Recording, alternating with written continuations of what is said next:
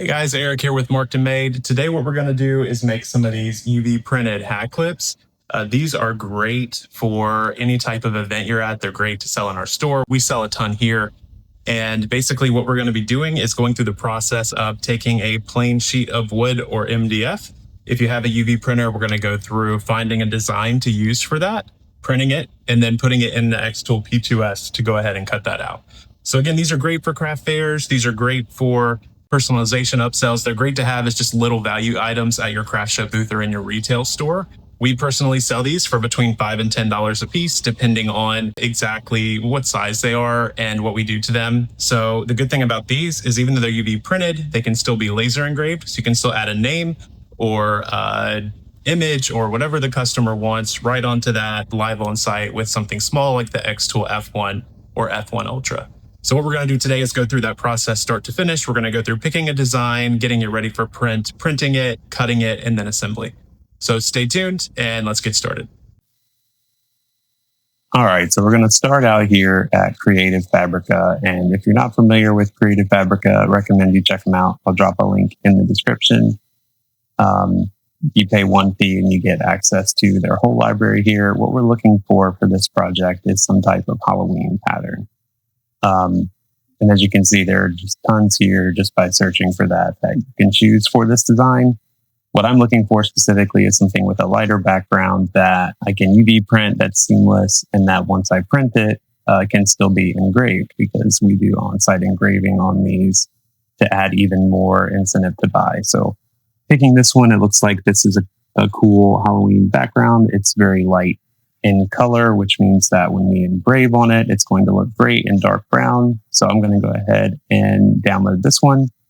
Next, we're going to pop over into Illustrator. And I realized after recording this that it wasn't showing you some of these prompts that are popping up. So I'll explain what I was doing. So here, now that I have the file downloaded and extracted, we're going to start a new Illustrator file. And here I was specifying the settings. So I measured out the piece of wood I'm printing this on, and it's going to be 300 millimeters by 488 millimeters. So I was inputting that at a 300 dpi resolution and CMYK color space since we're printing it.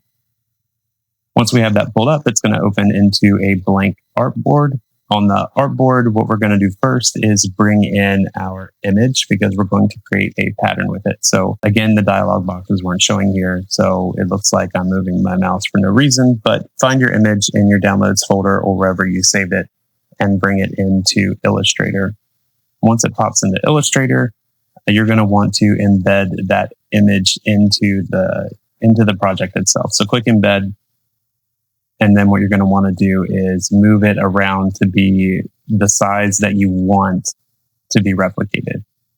This is completely up to you and something that's subjective. I knew about how big I wanted them, so I moved this box around until it was about the size that I thought I needed, making sure to hold the shift key so that we didn't lose any aspect ratio or stretch anything.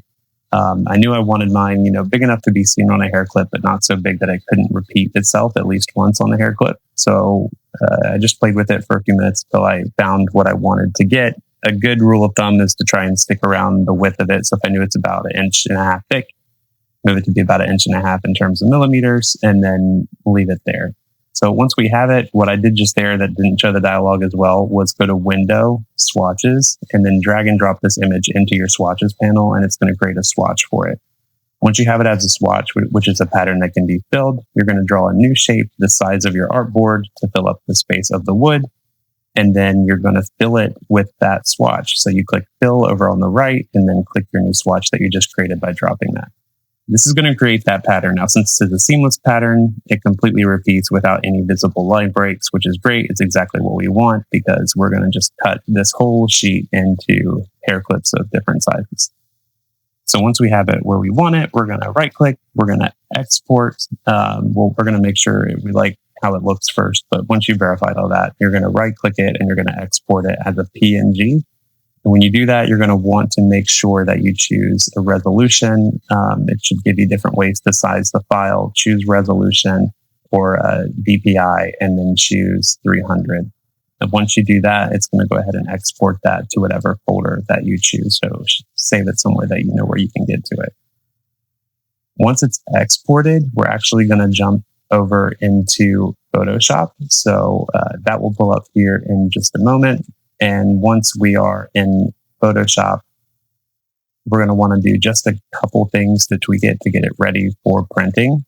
So now that that's been fully exported, let's hop over here, find the file in Photoshop, hit open, or right click and open in Photoshop directly from your downloads folder.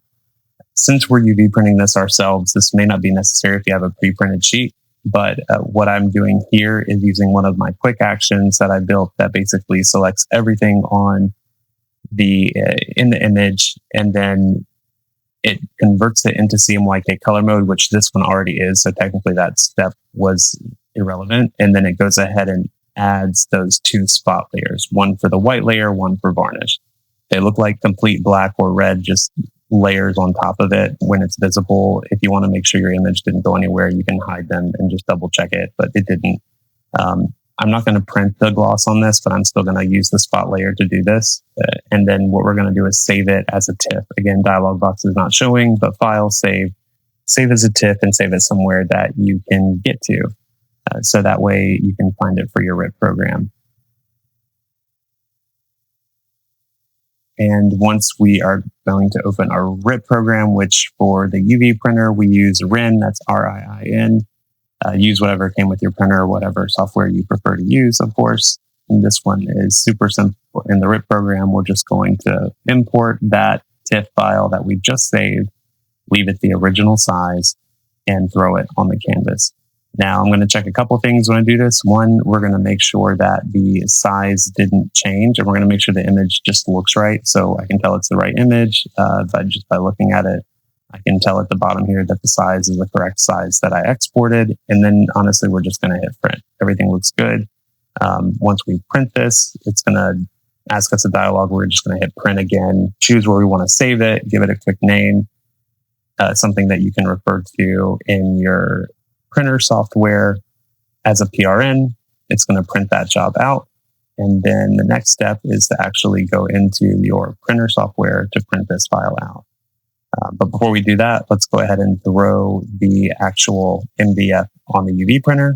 As you can see, I'm just lining it up at where I want to line it up at, 10 millimeters in, 10 millimeters up, turn on the suction, and then we're going to align it real quick to make sure that we're not going to have any print head strikes. So mine happens to have a sensor here on the back. That's that red light. If the red light is on, it means something's in the way of the sensor, but that's what we want. But just to make sure that it wasn't too shallow, I'm going to lower it down, lower it back up till I get the red light. And then I sometimes give it a little extra tap down once it hits that in case it was moving up too quickly. And then again, just align it to wherever you want to print. I know I'm at the 10 millimeters in X, 10 millimeters in Y mark. Coming into the print software, which in my case is Print EXP for this printer, you're going to go into Files, find that file, double click it to get it into the print menu. Once it's up here on the print screen, you're going to go into your settings and make sure that you have everything set that you want. I'm going to close gloss because I do not want gloss to print. Sometimes I'll close white too and do only color. But in this case, I'm going to print the white layer because the MDF I've found sometimes gives a little bit of a lined look if you don't have enough ink down. So instead of changing the ink amount, I'm just going to also print the white layer. Doesn't take too much more time. Might as well just do it. And then I'm just going to clear this other job out of here real quick because sometimes it likes to start jobs that were canceled. So now that we have that ready, we're just going to right click and print and hit start printing, and it's going to send that job to the printer. You'll hear your printer start making noises and start working. And then down at the bottom, you should see initializing or print initializing in the bottom right corner to let you know that job went through. Just a quick shoot. So this was about, I guess, a quarter of the way through. Everything's printing fine. I did set it up to print a little over the edges. That way we made sure we're edge to edge. And once that's done, we're just going to toss it in the laser. Once we're in the laser, we're going to go into XCS. We're going to do a quick refresh. As you can see, I did a sunflower sheet before this. We have a sunflower festival coming up. So refresh your view. Make sure you're in the correct mode. I'm in Honeycomb because that's what I was using. Do a quick autofocus. And then just align your templates. If you don't have a template for these, you can actually get some of them on Creative Fabrica for the generic hair clip sizes. You can also get them on Etsy, or you can make your own. Kim and Garrett do a great tutorial on how to make your own template for these. That's how I started, was making my own there. And yeah, it's a great video. So after that, we're just going to set our settings. I had to change my focus because I'm using a special lens. You likely won't have to do that. And then once it's there, you're just going to go ahead. Once you have all your settings set and everything focus is set correctly, you're going to hit start and then press the button. Once the laser is in cutting, of course, it doesn't take too long to do this part, maybe 8 to 10 minutes, depending on your settings. I'm cutting MDF, so it might have been a little longer than that. But it's just going to go ahead and cut these out. I ended up cutting, I believe, 9 of the large ones, 8 of the medium ones, and I think like 4 or so of the small ones on one sheet. So we used pretty much the entire sheet of MDF with very little waste. And afterwards, we just pull it right out. As you can see, they printed perfectly. They cut out perfectly. Love the way that these look, and customers can engrave them after the fact. So it's going to be awesome for upselling and personalization on site when we have our F1 and F1 Ultra, depending on which show we're at. And there's the finished product. So to adhere these, I use Starbond medium thick, but any Starbond glue will do. All right, guys, that's it. Thanks for sticking around with me. As you can see here, I'll just show you these up close again. This was the sunflower one, and we probably could have cleaned this one a little better, just to be honest, but for the sake of the video, I hadn't cleaned it yet. And this is the one for Halloween. So again, just to adhere these, it's really simple. Just get some Starbond medium, Starbond thick. I use the in-between, which is Starbond medium thick, but anything that works for you works. And then grab the accelerator. It makes it so much faster. So a can of that Starbond adhesive or super glue accelerator goes a very long way. I've had the same 6-ounce spray bottle of it for maybe 4, 5, 6 months now. So grab some of that, and what you're going to do is just apply the super glue around the outside of the clip, actually on the clip itself. Then you're going to hold up that piece of wood or MDF, spray the accelerator on it, pop it down, instantly locks that in, so you don't have to sit there and hold pressure and wait for it to dry. Just make sure you're careful when aligning it, because if you're off, it will be on there pretty permanently. So that's it for this video. I'll drop links in the description to everything that I used in terms of Starbond, in terms of the other video I mentioned from Kim and Garrett, who make that video on how to make your own hair clip template, a link to Creative Fabrica, and a link to our YouTube group if you'd like to join there, or our Facebook group, excuse me, if you'd like to join there. What we do in our Facebook group is a little bit of laser education, free tips, freebies. We do videos like this in there, and we also have a ton of discounts on different Tumbler designs and supplies. So hit us up. It's Beyond the Burn on Facebook, and hit that like and subscribe button if you enjoyed this video. Thanks so much. Catch you on the next one.